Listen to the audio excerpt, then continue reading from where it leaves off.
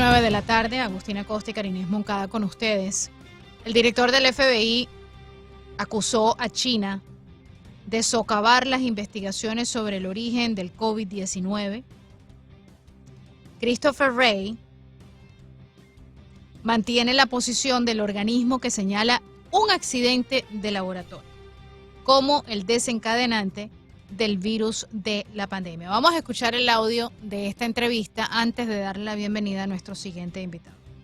I asked you also back then about the investigation into COVID origins. Is the FBI in charge of the investigation of the origins of the coronavirus? We certainly have a role in looking into the origins of the coronavirus. Now there's this Department of Energy study that says it's likely to have come from a lab leak, although the confidence is low. It cites the FBI. What is the determination by the FBI? So, as you note, Brett, the FBI has for quite some time now assessed that the origins of the pandemic are most likely a potential lab incident in Wuhan.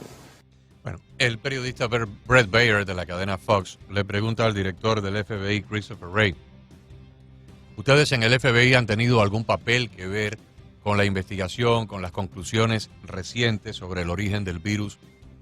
Y el señor Wray dice, sí, hemos tenido algo que ver con eso. El periodista continúa, dice, recientemente el Departamento de Energía emitió una determinación de que el virus había salido del laboratorio de Wuhan, en China, y cita al FBI como la fuente que llegó a esa conclusión, y el señor Wray confirma que efectivamente ellos han investigado y han determinado que el virus salió de ahí. La noticia la titulan los medios americanos como que el director del FBI acusó a China de socavar las investigaciones sobre el origen del COVID-19. Yo acuso al FBI, al señor Wray, de haber sabido esto durante los últimos 2 años. Y ahora, como ya entramos en una temporada, pudiéramos decir, preelectoral, porque ya se empieza a calentar el panorama, ya hay 3 o 4 candidaturas republicanas que están coqueteando con una aspiración y ahora se empieza a hablar si Biden va a postularse o no. Estos señores están tratando de ponerse el parche antes del descosido porque evidentemente les van a sacar en la campaña electoral que ellos hacían esto y encubrieron la información para tratar de proteger a China. Pero el FBI ha sabido durante más de 2 años que efectivamente el virus salió de allí y no lo han dicho públicamente y nos han entretenido a todos nosotros creyendo que fue un murciélago, que fue un animal, un roedor, pero realmente este es un virus que probablemente tuvo una génesis militarista de un grupo de personas que estaban manipulando un virus para crear un arma biológica. Ayer tuvimos una prestigiosa doctora acá que nos dijo que el virus, a pesar de ser de la familia del corona, y los coronas son prácticamente todos los causantes de las epidemias que tenemos todos los años de catarro, este virus tiene una génesis completamente rara. Destruye los tejidos celulares, se comporta como un animal completamente diferente. A la pregunta mía de si esto ocurre naturalmente como una mutación propia de la naturaleza, la doctora me dijo que no, que esto evidentemente tiene que haber sido manipulado por inteligencia humana en un laboratorio. Así que el FBI aquí está hablando con medias verdades. Vamos a darle la bienvenida a nuestro invitado a esta hora, Omar Bula Escobar, analista internacional. Es uno de los 100 expertos en geopolítica más influyentes del mundo, quien además trabajó 20 años en las Naciones Unidas. Bienvenido una vez más al programa, qué gusto saludarlo y verlo de nuevo. Karina, Agustín, un placer, el placer es mío, qué bueno que los pueda ver. Muchas gracias, y déjeme desvincular, doctor, el comentario que yo acabo de decir, que es completamente mío y asumo la plena responsabilidad. No quiero que nadie vaya a decir, el doctor estaba en un programa donde se dijo tal cosa. No. El programa comienza ahora con el doctor Omar Bula. El comentario sobre el FBI no tiene nada que ver con él y por lo tanto no se le debe atribuir esa opinión mía a la participación suya. Vamos a hablar de esto, pero no quiero que haya una clara delimitación o demarcación entre un comentario personal mío y lo que él pueda opinar. Yo acojo su comentario personal, Agustín. Yo acojo su... ¿Me escuchan? Perdón. Sí, perfectamente, doctor. Gracias. Acojo el comentario, eso yo creo que es evidente que se trata de una noticia que muchos sabían, que ha sido víctima de todo lo que está saliendo a flote hoy en día, sobre todo esta avalancha de censura, sobre todo lo que no era el mainstream, ¿no es cierto?, la agenda noticiosa que querían empujar con el COVID. Hoy estamos viendo en Inglaterra, que me pareció ver un hashtag que se llamaba Lockdown Files, los files de las cuarentenas. También una manipulación mediática espectacular. El hecho es que sí se sabía antes y uno se pregunta por qué. Puede haber varias explicaciones. Sin lugar a duda, y siempre juega la dinámica interna y los periodos preelectorales que están empezando ya acaban de prender motores con la entrada de Trump hace poco y otros ya candidatizándose de lado y lado, inclusive, ¿no es cierto?, hay cierto movimiento. Y no dudo que tenga alguna incidencia. Ahora es muy extraño el timing, ¿no es cierto? Porque o es una reacción a una serie de eventos informativos que han pasado, sobre todo con la apertura de los Twitter Files, de los files de Twitter y otros nuevos descubrimientos. Y uno dice, ¿por qué será que lo sacan en este momento? Yo recuerdo mucho de haber visto pocos días después del inicio de la pandemia un video del profesor Francis Boyle de la Universidad de Illinois, que hablaba ya del gain of function, de la ganancia de función. Y me acuerdo que lo había escuchado y dije, bueno, esto tiene mucho sentido. Ese video después lo quitaron, lo volví a encontrar recientemente, pero ya estaba muy claro, ¿sí?, de que se trataba de manipulación en laboratorio desde un principio, ¿no es cierto? Y la proximidad, como el senador Tom Cotton también, que fue negriado, como todos aquellos que negriaban esa palabra ya no es adecuada hoy en día, ¿no?, que fue tachado, ¿no es cierto?, o censurado en el momento en que mencionaba cualquier tipo de probabilidad de proveniencia de este virus de un laboratorio, pues hubo una censura espectacular. Eso se ha abierto un poco y yo creo que eso es muy bienvenido. Y ahora el hecho de que se vaya a pasar a la Cámara Baja de Estados Unidos a discutir muchos de estos asuntos es también muy bienvenido y se abrirán otros frentes. Entonces uno no sabe, puede ser una reacción a la verdad que surgió, ¿no es cierto?, que surgió y que de alguna manera hay que defenderse. Otros lo atribuyen a la situación con China y al hecho de que se están supuestamente distanciando China y los Estados Unidos. Eso también es cuestionable, yo diría que es cuestionable, teniendo en cuenta de que gran parte de la investigación que se hizo en Wuhan tenía fondos americanos, ¿no es cierto? Y fue el propio doctor Fauci el que vehiculó esos fondos. Durante el gobierno de Barack Obama se firmó una prohibición de este tipo de investigación, de ganancia de función. A pesar de esa prohibición, se alcanzaron a canalizar fondos de los taxpayers americanos al laboratorio de Wuhan, que sirvieron precisamente para esta investigación de ganancia de función. Ahora que se sabe que sale de ahí, entonces uno dice, bueno, ¿en qué medida es China o los Estados Unidos o los dos, o habrá otra capa por encima de esto, que es la que está manipulando la información que está saliendo ahora? Yo como veo que esto es muy reciente y como ven la han entregado a cuentagotas. Primero fue el Departamento de Energía, después la propia Casa Blanca dijo, no, sí, hay diferentes fuentes, unas dicen que sí, otras dicen que no, ahora el FBI lo confirma. Hay el FBI además en el cual el pueblo americano confía menos y menos a raíz de muchas otras cosas y el DOJ y las instituciones americanas de justicia que no son confiar. Entonces uno tiene que coger, a mi modo de ver, y yo vi el video efectivamente de Brett Baier con director del FBI, con Ray, y hay que cogerlo con un grano de sal, ¿no es cierto? Con un grano de sal, porque nunca falta una intencionalidad ulterior.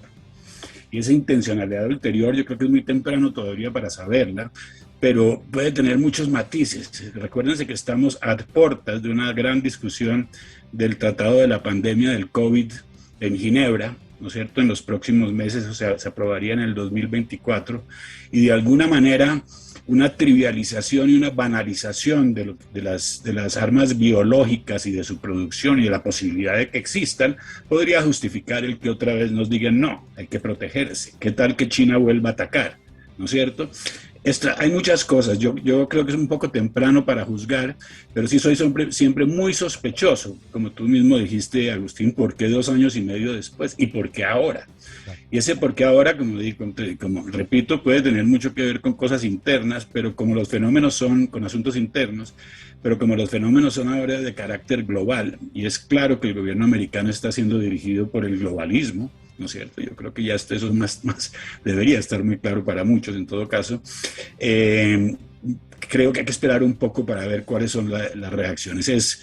Es muy, yo diría, hoy puse en un tweet anunciando que la invitación que ustedes gentilmente me hicieron, que es deleitante ver que la información de alguna manera salga a flote. Está saliendo muchísimas cosas a flote. Lo que me preocupa es que salen muchas cosas a flote, pero sobre todo en los Estados Unidos, ¿no es cierto? Un poco en Europa hasta cierta medida, pero en nuestros países, en América Latina, es como si nada hubiera cambiado. Óigame. No, aquí no ha pasado nada, aquí estamos todavía todos para vacunarnos mañana con el booster número 16, ¿no es cierto? Y la Aquí penetración... No yo he hablado con, perdón, rápidamente, hace una semana hablé con Aniel en Colombia. Usted sabe que yo tengo familia en Colombia. Sí. Pero bueno, esta era una familia amiga, no eran familiares, ellos están claros. Y desconocían totalmente todo lo que tenía que ver con la vacuna. O sea, no, están totalmente idos. O sea, no hay, es como si no está pasando nada en el mundo. Y de verdad que yo me quedé, yo dije, no, ¿para qué comenzar ahora? O sea, sigan viviendo. Ahí hay una gran dosis de culpabilidad, o de culpa y de irresponsabilidad de la prensa local de esos países por no informar y de los gobiernos por no estar al tanto, porque ahí está la data amplia, tanto de la página oficial del Departamento de Salud Pública de los Estados Unidos, de la página que reporta las reacciones adversas, por sus siglas en inglés VAERS, Vaccine Adverse Reaction, y la página en Europa. En Francia está esta dependencia de las naciones que integran la Unión Europea, que se llama... ahora me viene el nombre. Esa página recopila la misma información que Estados Unidos recopila en VAERS, la Unión Europea la recopila en esta página de lo que es salud pública de los 28 países. Acá en Estados Unidos ya van por 37,000 muertes y decenas de miles de personas que han quedado permanentemente incapacitadas después de la vacuna. De acuerdo a la data oficial del gobierno federal de los Estados Unidos, en Europa son más de 50,000 los muertos recopilados por esta entidad de la Unión Europea. Así que los países latinoamericanos tienen una amplia fuente. Hasta lo último que supe, en Colombia todavía, cuando llegas, si no estás vacunado, no entras. No sé si eso ha cambiado. Me pasó, Karina, yo fui al Ecuador a fin de año y entré al Ecuador tranquilamente. Después, para volver a mi propio país, me dijeron, necesita el test. Y yo dije, Dios mío, ya el mundo... ¿Qué pasó aquí, no? ¿Cuál es el desliz? ¿O no nos dimos cuenta que las cosas han cambiado? Pero he visto ya, ayer vi, y ya no salgamos de América Latina, cogemos el África. El África solo fue vacunada el 1%, más o menos. El 1%. 2%.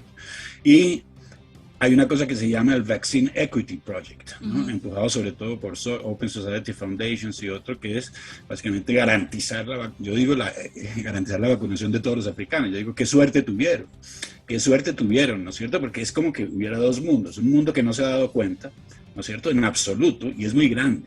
Es muy grande porque tú dices, Agustín, son los medios de comunicación. Recuerda que los medios acá de comunicación hacen parte de los mismos conglomerados mediáticos, ¿no es cierto?, mainstream. Entonces aquí el periodista colombiano, peruano, etcétera, lo que hace es coger noticias AFP, Agence France-Presse y Reuters y volver a escupir lo que dicen, ¿no es cierto?, sin ningún tipo de análisis. Eso uno no puede esperar porque no les mandan eso en el feed, no está ahí, la noticia no está ahí. No, hay que salir a buscarla en otra fuente. Me acordé ahora, la entidad esta europea se llama Eurovigilance, está en Francia, pero es una dependencia de la Unión Europea. Sí. Profesor, dime. Hablando de este tipo de cosas de China, saliéndonos un poco del tema del virus y de la pandemia, ayer, por primera vez en la historia de los Estados Unidos, se crea un comité especial de la Cámara de Representantes, una especie de comité selecto para dedicarse única y exclusivamente a la amenaza de China.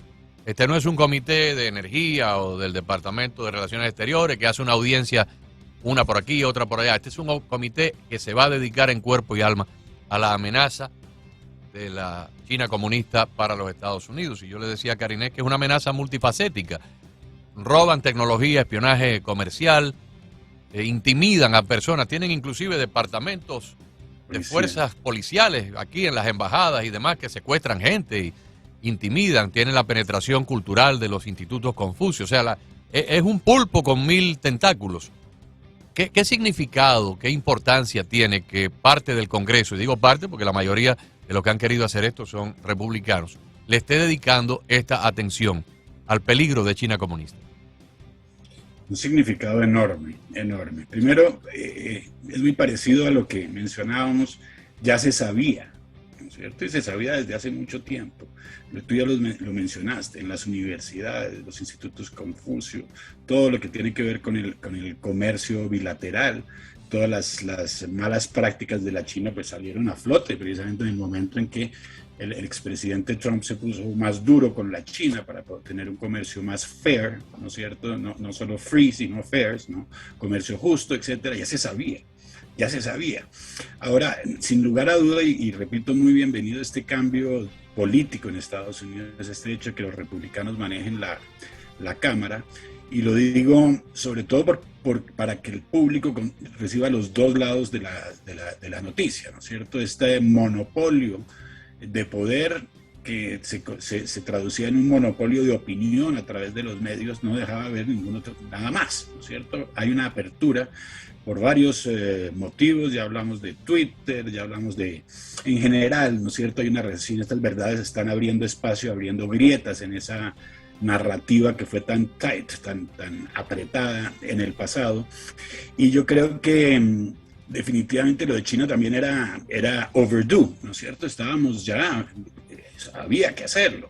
Lo que pasa es que el problema es hiper complicado definitivamente desde el punto de vista tanto político interno, porque sabemos que los vínculos, y eso ojalá salga a la luz de manera más clara, entre la propia familia Biden y la China son un tanto grises, ¿no es cierto?, en términos de dineros que han pasado de la China al Partido Demócrata, de la China a la Universidad de Pensilvania, de la China a la Universidad de Delaware, donde los centros se llaman el Penn Biden Center, el Algo Biden Center, ¿no es cierto? Entonces, y volvemos aquí a una situación muy sui generis, pero muy parecida a la anterior que mencionábamos. ¿Cómo separamos a la China de Estados Unidos con lo del virus cuando había dinero americano en Wuhan y Fauci en la mitad? ¿Y cómo separamos la China de Estados Unidos cuando el propio presidente y gran parte y muchos del Partido Demócrata han recibido fondos de la China? La penetración de la China lleva muchos años, muchísimos años, y están muy, muy, muy lejos, ¿no es cierto? Hasta ahora se está reaccionando a TikTok, hasta ahora se está reaccionando, y como digo, de manera muy tardía, a una penetración que había sido más o menos trancada durante el gobierno Trump, sobre todo desde el punto de vista comercial, obviamente, pero después se le dio rienda suelta.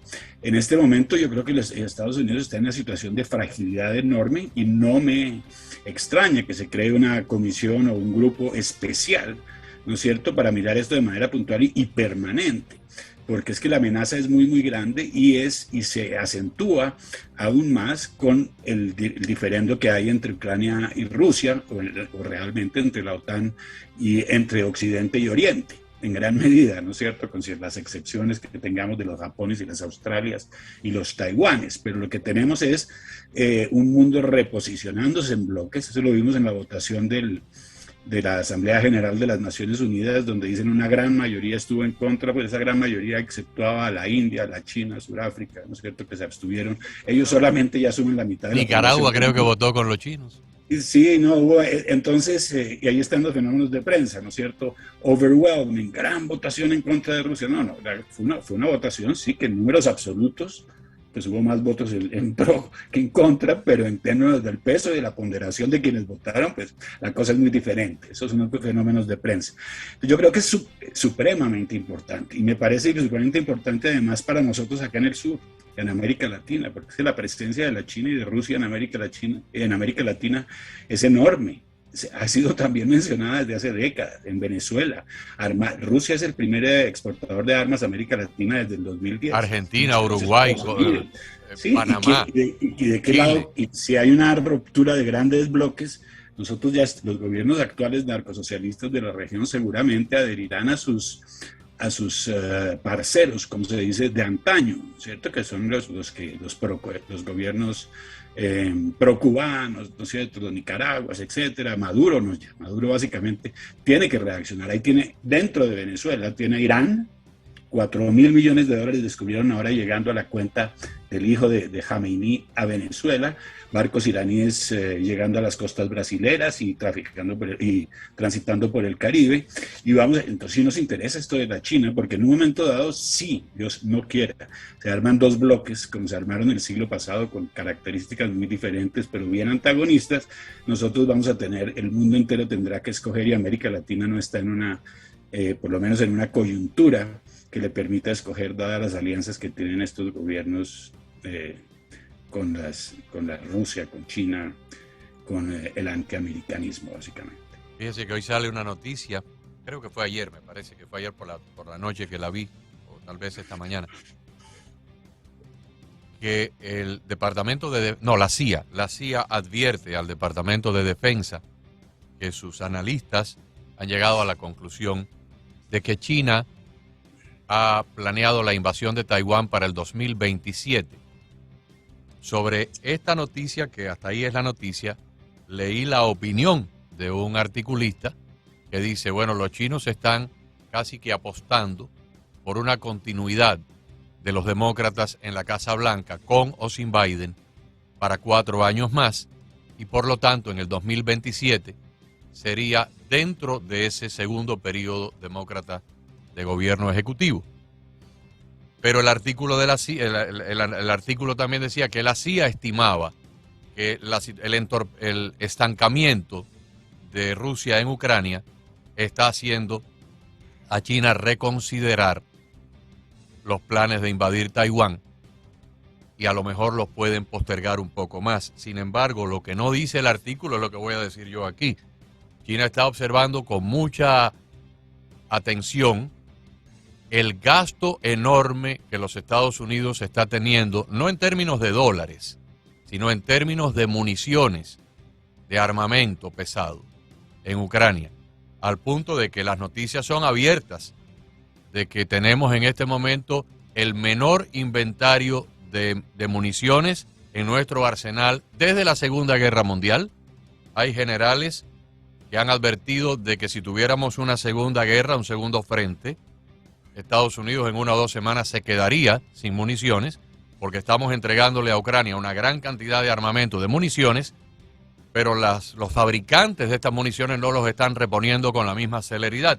Y los chinos, me imagino que a sabiendas, pues estarán diciendo que esta guerra se continúe ahí por secular seculorum, porque mientras tanto esto ocurre, Estados Unidos se va debilitando en cuanto a su capacidad bélica, porque no va a tener las municiones suficientes. Y si un día los chinos deciden atacar Taiwán, ¿con qué vamos nosotros a salir a respaldar a los taiwaneses si prácticamente no nos queda ya nada, o no nos quedaría ya nada en nuestras bases militares y en nuestro arsenal? Esa también es una conclusión a lo cual yo creo que la CIA debería estar prestándole atención. No, definitivamente, mira, el envío de armas no tiene precedente. Es una cosa, además es escalatorio, sin lugar a duda. Eso depende de qué perspectiva se mire, decir que Rusia va perdiendo. No voy a tomar lado, simplemente les quiero contar el otro lado de la historia. Acuérdense que Rusia llamó esto una operación especial desde un principio. Ese es el nombre oficial por parte de los rusos de lo que está pasando, sobre todo en la región del Donbass, porque fue la región del Donbass donde hubo problemas de persecución a los rusos, de prohibición de hablar el idioma ruso, de incumplimiento del acuerdo de Minsk, del 2015 que en principio le daría alguna autonomía a la región del Donbass, dada su proximidad étnica y política y otras cultural con Rusia. Esto no se cumplió y por eso Rusia llama esto, o lo llamó desde al principio, ahora las cosas pueden haber cambiado, una operación especial. Y la operación especial consistía sobre todo en la recuperación del Donbass, ¿no es cierto? Que haya intenciones expansionistas más allá, pues la prensa dice, no, después siguen con Polonia, después siguen, yo no sé, puede que sí, puede que no, pero eso ya son especulaciones de quien desee atribuirle más o menos amenaza, carácter de amenaza a los rusos. Ahora, definitivamente la China está en una situación súper confortable, una situación hiper confortable, en todo sentido, porque es que mientras que Occidente se autodestruye, por un lado, desde el punto de vista energético, mientras que la población de Occidente está hoy con niveles de inflación nunca antes visto, en Inglaterra no se puede comprar más de 3 tomates, yo no sé si ustedes vieron eso, el tomate está limitado, entonces uno no puede comprar más de 3 en Londres. Give me a break, por Dios. No lo sabía. Mira, yo te lo voy a decir una cosa. Hoy estaba almorzando con unos jóvenes, les decía, yo me siento en un paraíso en Colombia en este momento, aquí no está pasando nada. Aquí no, irónicamente son los países desarrollados los que están sufriendo más porque además su organización institucional propia les permite implementar cosas fácilmente. Les decía, traten de implementar el Social Credit System en la Amazonía a ver cómo les va, ¿no es cierto? Es un poquito llevando las cosas lejos, pero hay unas ironías aquí muy grandes. El hecho es que, para volver a la China desde el punto de vista climático sigue explotando carbón, ¿no es cierto?, con una política se fuera diciendo que hay ciertos esfuerzos de renovación, porque tampoco puede estar en disonancia con los esfuerzos globales, ¿no es cierto?, pero mucha hipocresía, poca información de lo que se da. La China, recibiendo petróleo, recibiendo gas más barato de Rusia, ¿no es cierto?, primero que todo, 60% del gas ruso está siendo exportado a la China. Otros países de Oriente también beneficiándose, como la India, de alguna manera están de espectadores, mientras que Occidente, ¿qué hace? ¿No es cierto? Occidente autodestruyéndose. Tenemos el caso de los Estados Unidos y todo el problema energético. Colombia, Dios mío, ya, siguiendo el ejemplo, donde aquí no quieren explotar petróleo porque vamos a vivir de turismo, pero ese es otro capítulo. El hecho es que Occidente y Europa en una crisis muy grande, son unas tasas de inflación enormes y dicen que no van a bajar mucho durante el año, ¿no es cierto? La tasa de crecimiento europea también bajísima, la inflación altísima, como les mencioné ya, el Reino Unido. Y Europa, de alguna manera, como el escenario es como hay una dos tipos de guerra de proxy aquí a mi modo de ver. Una guerra de proxy entre la OTAN, ¿no es cierto?, y Rusia, diría, con ese respaldo de la China, pero otra guerra de proxy en que Estados Unidos de alguna manera está utilizando a Europa como carne de cañón. En el momento en que hay una deflagración, ¿quiénes son los primeros en sufrir? ¿No es cierto? Y como si no tuvieran el ejemplo de hace 60 años suficiente. Ahora, en términos de armamento, sin lugar a duda, ahora hay una producción de armamento bárbara, ¿no es cierto?, que sea suficiente para cubrir tantos frentes. Difícil, porque es que hay muchos frentes abiertos. Hablando de frentes, doctor. Sí, bien. Le pongo una secuencia de noticias para que usted las contraste o nos dé una opinión general. Hace 3 semanas más o menos se reportó que Benjamín Netanyahu había hecho un viaje relámpago a la capital de Jordania para una reunión privada secreta con el rey Abdullah. Esto estaba fuera de protocolo, las cancillerías no hablaron de esto, la prensa no se enteró hasta después que ocurrió. Segundo, un periódico de Israel publicó la semana pasada que hubo una reunión de alto rango donde Netanyahu se reúne con su ministro de la Defensa, el jefe de las Fuerzas Armadas israelíes, el jefe de los servicios de inteligencia de Mossad y 2 personas más, con el único propósito de estudiar un ataque a Irán. Tercera noticia. Netanyahu le concede una entrevista a un periodista estadounidense y le dice textualmente, cuando el periodista le pregunta sobre Irán, Netanyahu le dice, bueno, hay 2 escuelas de pensamiento. La primera es que nosotros, los israelíes, paramos a Saddam Hussein cuando le destruimos con un ataque aéreo su incipiente programa nuclear, y luego lo hicimos años después con Siria, y ustedes no lo pudieron hacer en Corea del Norte porque fueron a la mesa de negociaciones, los coreanos se burlaron, los engañaron, y mientras le tomaron toda la ayuda, por el fondo siguieron fabricando las bombas atómicas, y cuando vinieron a darse cuenta, habían 10 o 12 bombas atómicas, ya era demasiado tarde. Por lo tanto, la línea nuestra, dice Netanyahu en esta entrevista, de utilizar la fuerza cuando no queda más remedio, es la manera más certera de disuadir. Porque Gaddafi, que también tenía un programa nuclear incipiente, cuando vio nuestros ataques, se llamó a buen consejo y entregó todo su material para que no lo bombardeáramos. Cuarta noticia. La semana pasada, la Organización Internacional de Energía Atómica advierte de que Irán tiene ya enriquecido uranio a un 80%, casi a las puertas de una bomba atómica, o del material requerido para una bomba atómica. La semana está en curso, creo que ayer o antes de ayer, esa misma Organización de Energía Atómica Internacional dice que Irán, entre noviembre pasado y febrero pasado, o sea, el mes que acaba de concluir, ha aumentado en un 40% su enriquecimiento de uranio. Y en el día de hoy, el subsecretario de Defensa de los Estados Unidos, y tengo la información, subsecretario de Defensa, advierte que Irán podría tener suficiente uranio enriquecido para una bomba atómica dentro de 12 días. 12 días.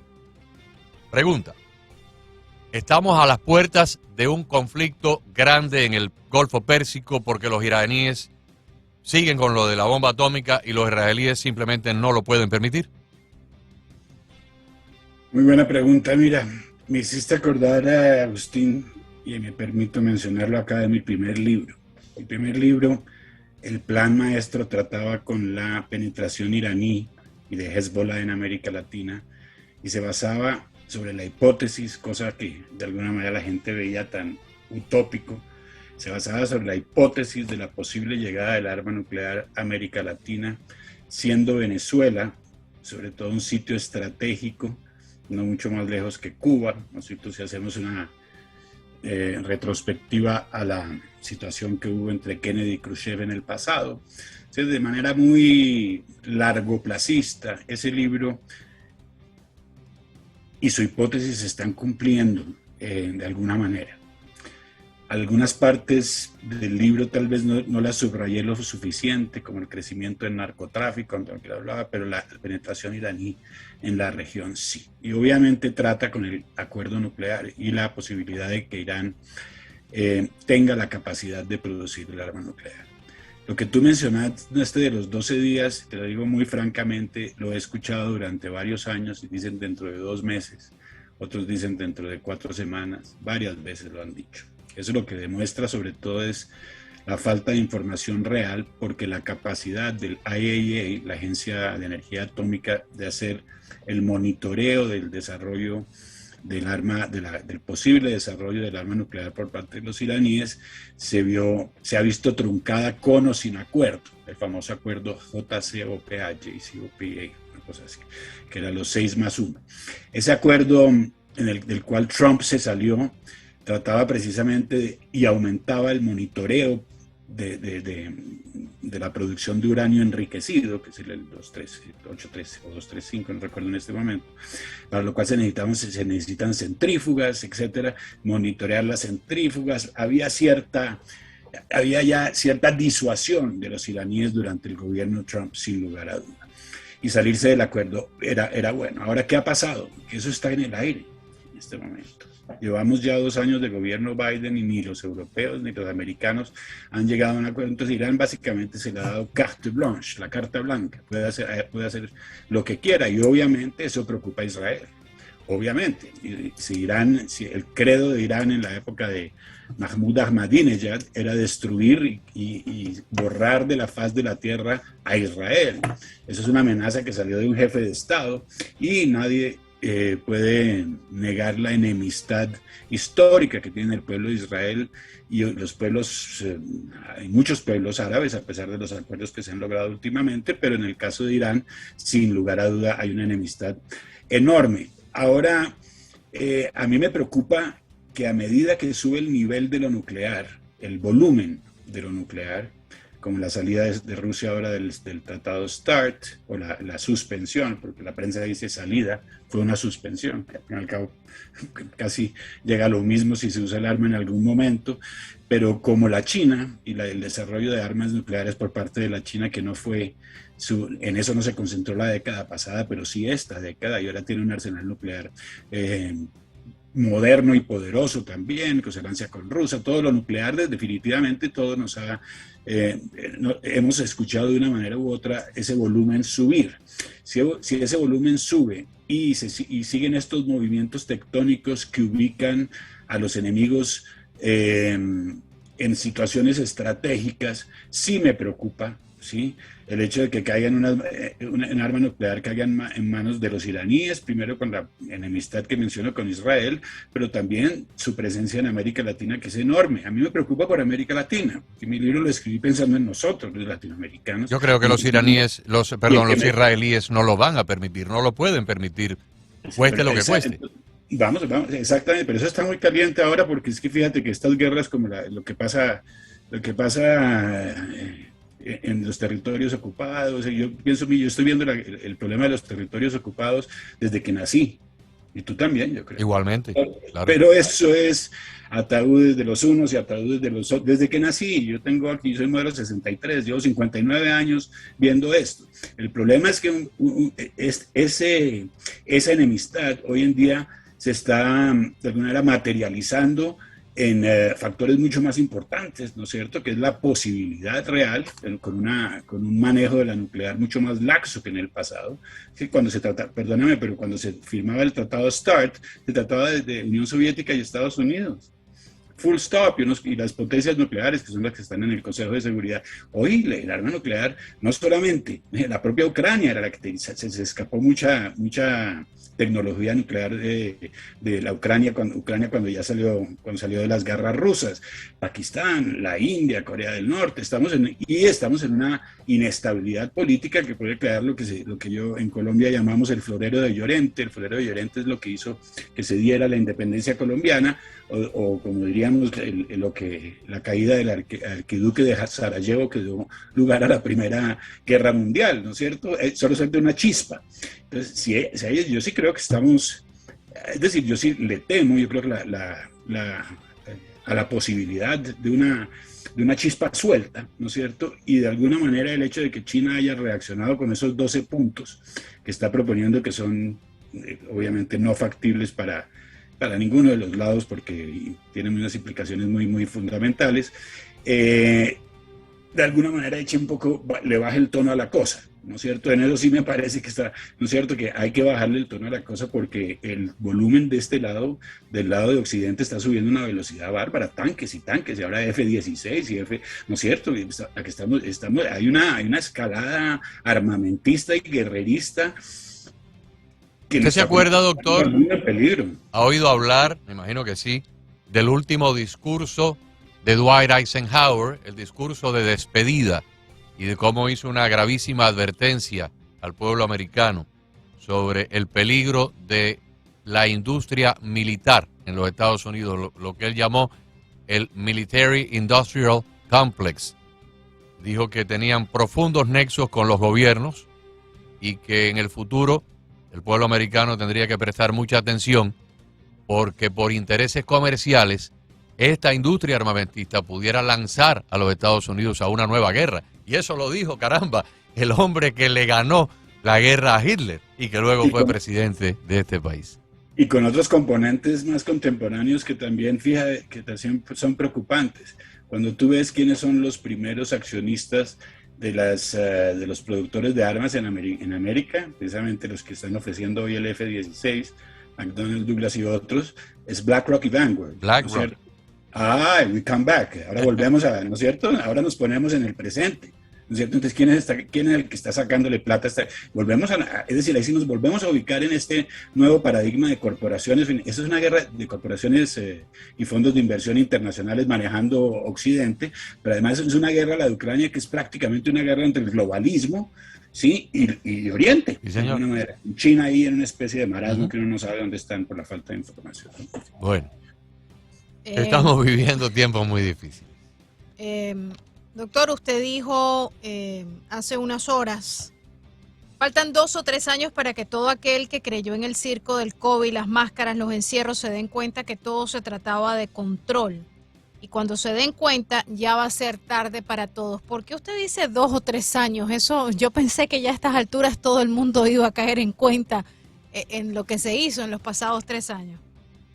Mira, no, volvemos a lo que decíamos, la gente, no son suficientes los que saben, inclusive gente muy educada y muy ilustre. Las conocemos. Supuestamente informada, que no sabe lo que está pasando, porque es que no toda la gente está como ustedes o como yo detrás de la noticia. Ese es el trabajo de ustedes y me dedico a eso también. La gente tiene sus quehaceres diarios y de pronto le pasan las noticias en diagonal, más o menos interesados, pero ese mensaje de que todo estaba bien con el COVID y que hay que seguir vacunando, que eso sigue muy presente. ¿Por qué lo digo yo? O sea, ¿por qué 2 o 3 años? O sea, eso me parece una eternidad. Yo entiendo lo que dice el doctor. O sea, y yo tengo una manera muy peculiar mía, pero a lo mejor concuerda con la de ustedes.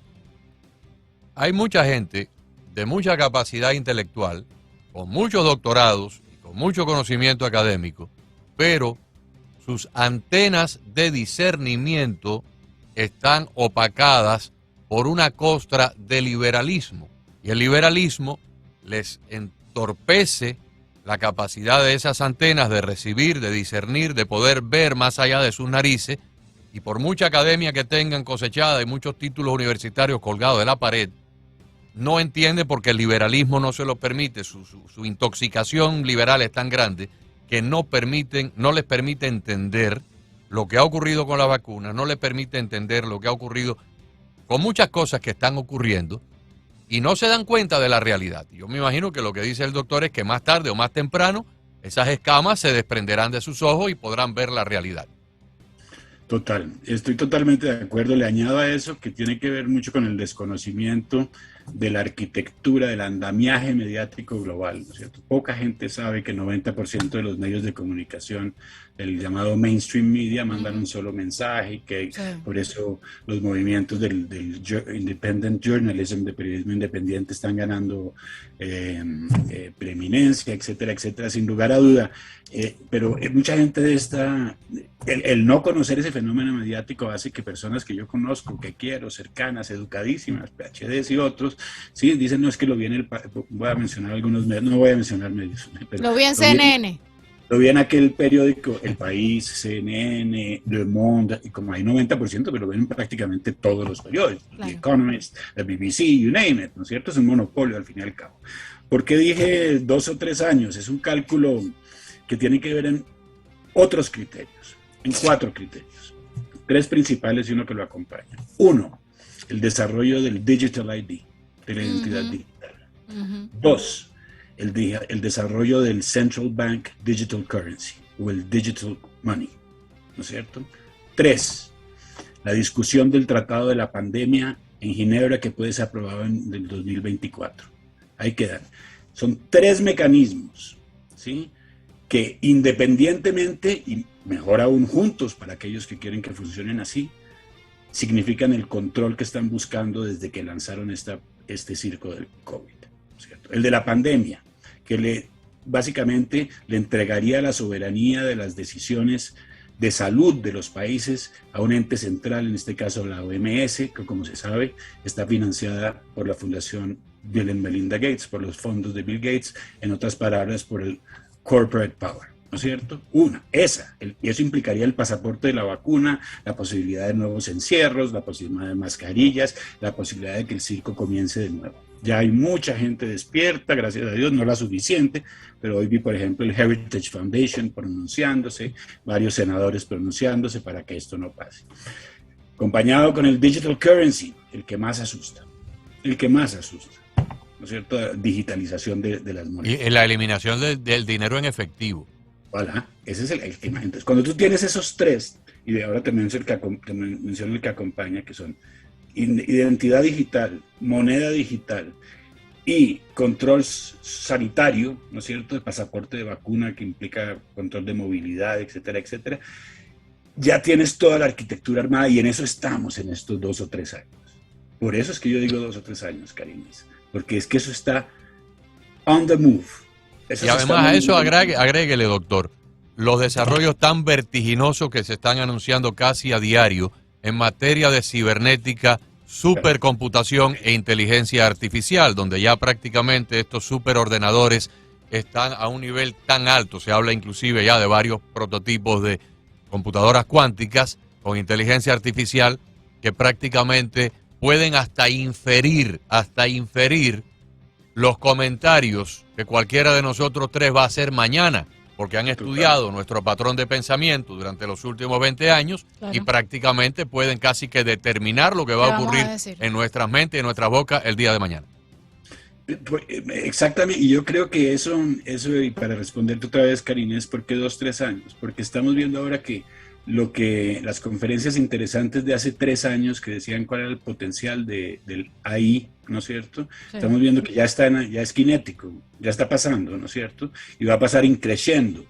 Y a medida que eso además se inscribe dentro de un marco de control con estos 3 factores que les mencioné, pues obviamente es un cóctel muy, muy preocupante. A esto se le añade, que es el apéndice, en el momento en que ya esté la posibilidad de control, llega el control del consumo y son los créditos de carbono, ¿no es cierto? Es ahí donde nos dirán qué puedes comer, qué no puedes hacer, dónde puedes andar, carro eléctrico, carro no eléctrico, etc. Entonces, para mí hay 3 grandes pilares y este apéndice, ¿no es cierto?, que son los que están moviéndose en este momento de manera muy, muy, muy, muy fuerte, ¿no es cierto?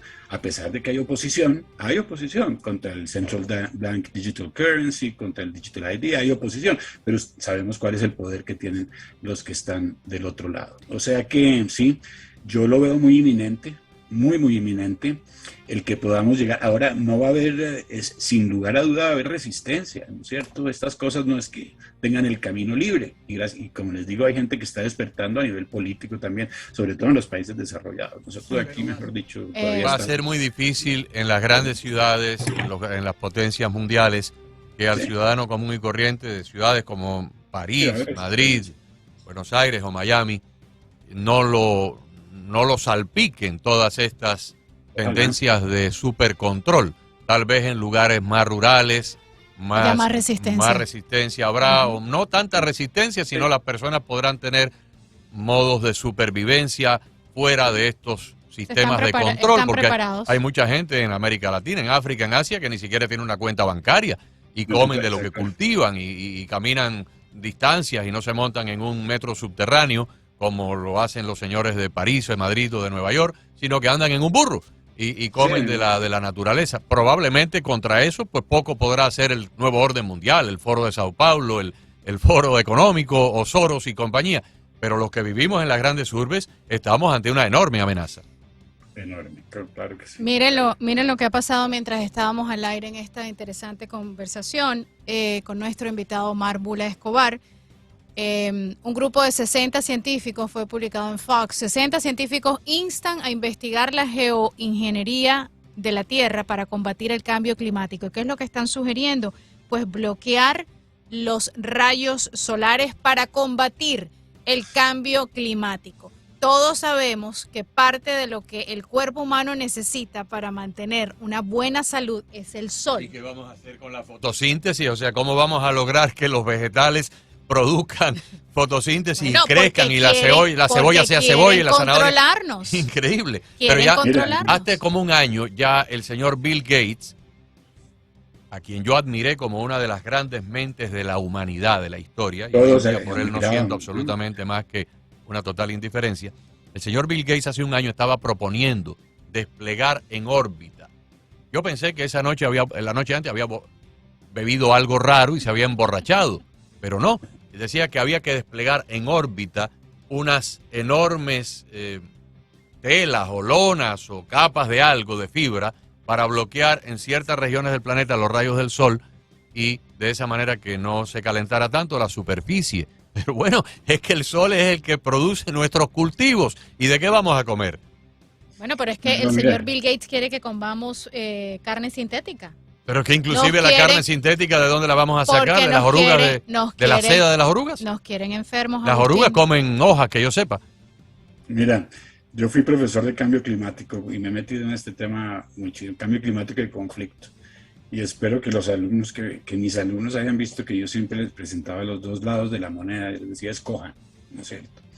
Porque así como hay un credo, el credo de Al Gore, ¿no es cierto?, que decía que el monte Fuji en el 2015 ya no tendría nieve. Ayer estaban esquiando ahí, por si acaso, ¿no es cierto? Que los glaciares, bueno, una cantidad de cosas que han salido, y han salido unos videos muy interesantes. Hay uno que se llama The Global Warming Swindle, la estafa del calentamiento global, con muchos científicos de grandes universidades, el antiguo director de Greenpeace y otros, negando sobre todo que el punto central ahí, que es la incidencia de la vida del ser humano sobre el clima, porque nos echan la culpa a nosotros, ¿cierto? Son nuestras actividades, si es un fenómeno antropogénico o no, que si su génesis somos nosotros y somos los culpables de estar destruyendo este planeta, y por eso tenemos que pegarnos aquí latigazos y, ¿no es cierto?, así con espinas y todo, decirnos yo mea culpa, ya no como carne, ya no como esto, ya no, etcétera, etcétera. Hay una cosa ahí muy, muy, muy grotesca de por medio. El hecho es que se cuestiona y la gente tiene que saberlo. Hay un grupo de 500 científicos que dijo que no existía la tal, que obviamente no lo publican, llegamos al mismo fenómeno mediático, ¿no es cierto? Y ojalá esto siga. ¿Y qué vamos a hacer, doctor? ¿Cómo esta gente va a resolver el problema de las emanaciones que producen cerca de 2.000 volcanes activos, algunos de ellos en superficie terrestre, muchísimos bajo el mar, que todos los días, en el transcurso de esta conversación, y mañana y pasado, van a seguir emitiendo a la atmósfera miles de toneladas de gases tóxicos que contaminan mucho más la atmósfera, pero para lo cual el planeta tiene un proceso natural de autorregeneración, porque estos volcanes no son de los últimos 30 o 40 años, llevan con nosotros 30 o 40 millones de años echando todo lo que tengan que echar a la atmósfera, y sin embargo el planeta se autorregenera. ¿Qué vamos a hacer con las llamaradas solares que producen unas hiperemanaciones de plasma que luego vienen y afectan la atmósfera y afectan inclusive el campo magnético y producen cambios climáticos y producen cambios geológicos? O sea, estos señores le echan la culpa al hombre. Yo no digo que el hombre no tenga culpa, yo no digo que no estén subiendo los niveles de los océanos, porque yo lo he visto en la playa de Punta Cana, en la playa de Luquillo en Puerto Rico, en la playa de Miami Beach, lo he visto con mis propios ojos, está ocurriendo. Pero de ahí a que nosotros, los seres humanos y la revolución industrial, seamos los únicos culpables. Hay un montón de cosas que están fuera del control humano porque pertenecen a la naturaleza, a los ciclos geológicos y naturales. Esta gente desconoce que hace 15 o 20 mil años habían nieves que llegaban hasta Sicilia. Había una glaciación y una helada donde todos estos países, Italia, España, Portugal, estaban cubiertos de hielo, y hoy no. O sea, no son honestos. El señor Al Gore viene esquiando no en el Monte Fuji, sino en la luna de Valencia, desde que perdió la elección contra Bush en el año 2000. No, mira, esto hay muchos comentarios, pero el comentario más inteligente que yo he escuchado al respecto es del antiguo presidente Václav Havel de Checoslovaquia, que era cuando Gore estaba sacando su película sobre el cambio climático. Dice, mire, se me hace brillante uno poder ofrecerle a la gente un cambio que nadie va a ver, un cambio en el futuro, ¿no? Prometerles que dentro de 200 años el planeta va a ser mejor cuando nadie va a saber de los que están vivos hoy. ¿Qué mejor fórmula política? Prometer lo que nunca puedo probar si cumplo. Dice, fantástico. No, eso es un videito muy corto que les aconsejo, claro, pero se me hizo de una slyness, como se dice, de una astucia por parte de Havel. Aparte de todo lo que implica, yo creo que es muy importante dividir nuestro afán ecológico y de cuidar el planeta a cuidarlo porque hay un cambio climático. Claro. No, es que el planeta hay que cuidarlo de todas maneras. Yo creo que tanto ustedes como yo nos aterramos cuando vemos el plástico en los océanos. Eso es una cosa de cultura, eso hay que cambiarlo, tenemos que cuidar nuestras aguas. Yo estoy totalmente de acuerdo. De ahí que haya que cambiar todo el modelo económico del mundo, empobrecer países más de lo que son para entrar con unas energías que además tienen unos impactos que no sabemos, no tenemos ni los recursos a largo plazo, ¿no es cierto? Además que su explotación es también muy negativa para el medio ambiente, ver las minas del Congo, etcétera, de la cobalto, etcétera, etcétera.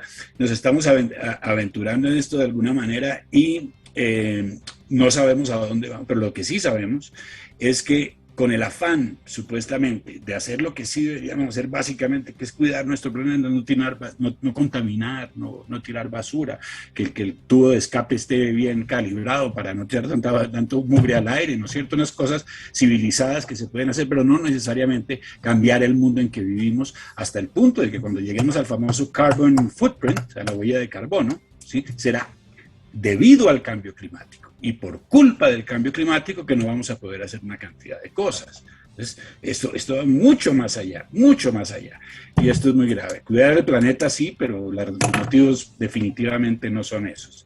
Y hay mucha resistencia. Ustedes saben que hay resistencia en Florida sobre el sistema ESG, ¿no es cierto?, que es el que supuestamente mide el rendimiento de las empresas, empujado por BlackRock. Ya DeSantis dijo, ESG está muerto de entrada acá, otros estados de Estados Unidos lo están trancando también, pero esto es una batalla, ¿no es cierto? Vamos a ver, obviamente hay mucho poder del otro lado, pero también hay mucho despertar. Perfecto. Doctor, quedamos para un próximo programa muy interesante. En el próximo programa que tengamos, tal vez dentro de 2 o 3 semanas, le vamos a pedir que ya vaya haciendo un poquito de planificación en ese sentido, un recorrido por el mundo entero para que nos analice, por ejemplo, cómo ve la situación en Perú, en Chile, en Argentina, en México, en Brasil, Canadá, España, la Unión Europea como tal, la India, porque sin duda cada una de estas regiones tiene sus propios problemas, propias dinámicas y sus propias interacciones, y usted pues está en una posición extremadamente privilegiada para iluminarnos sobre el mundo tal vez para los próximos 3 a 5 años. Lo dejamos con esa inquietud. Nos vamos a darle la vuelta al mundo en 80 minutos. ¿Cómo no? Como Julio Verne, pero en versión más corta. Fuerte abrazo. Qué gusto tenerlo. Muchísimas gracias, que Dios los bendiga, muchas gracias. Igualmente, muchas gracias. Bendiciones para usted. Omar Bula Escobar, analista internacional, uno de los 100 expertos en geopolítica más influyentes en el mundo, quien además trabajó 20 años en las Naciones Unidas. Qué rico se conversa. Qué mente más privilegiada y qué honor tenerlo aquí en Cabo. Qué honor, claro que sí.